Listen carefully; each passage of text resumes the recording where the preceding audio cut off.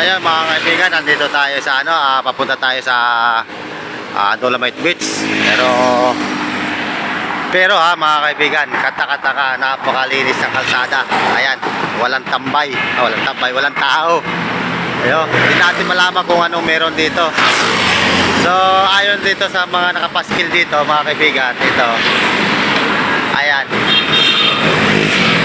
ASEAN Philippines 2026. No?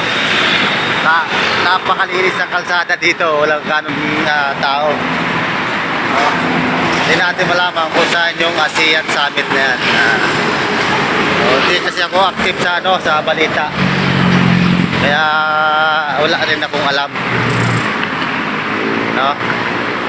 So dito tayo diretso sa Dolomite Beach, mga kaibigan. Ayan. Muli na naman nating masisilayan ang kagandahan ng Dolomite Beach. Yun nga lang, hanggang doon lang tayo sa footbridge. Hindi na tayo papasok sa loob, no?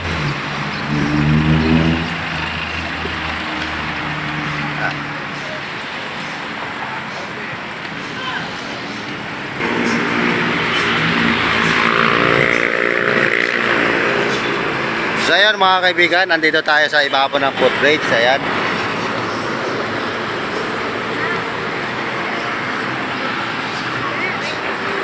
So masilayan na naman natin yung kagandahan ng Dolomite Beach. Ayan mga kaibigan. Medyo kukunti ang tao ngayon. Saka isa patanghali na rin.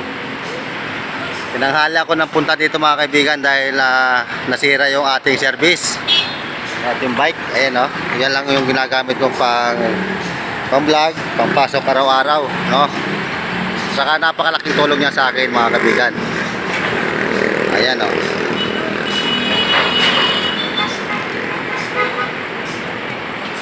Napakalinis dito mga kaibigan.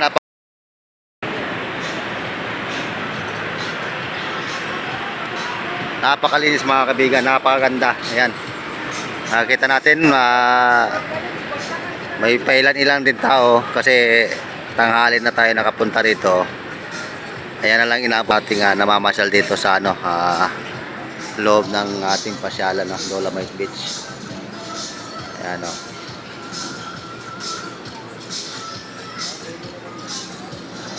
Hindi na rin ako pumasok dito sa loob kasi tinanghali na tayo. So dapat naka-live ako kanina mga idol dito sa ating pasyalan, Dolomite Beach. Yung nga lang ay sira yung ating bike. Naputol yung pedal. Naputol. So pinagawa ko pa yan kanina bago ako pumunta dito mga idol. No? Yan lang yung katuwang ko. Napakalaking bagay yan sa akin. Ayan mga kaibigan. Siguro kung susumahin mo mga tao dito is sa 100 din mahigit mga idol. Meron pa kasi doon katago, yan doon banda. Ayan o. Noong araw kasi dito parang nilalanggam ito. Ayan o. Mas marami ito sa hapon mga idol. Lalo't ganitong panahon makulimlim. Sarap ng buko. Pag umuwi ako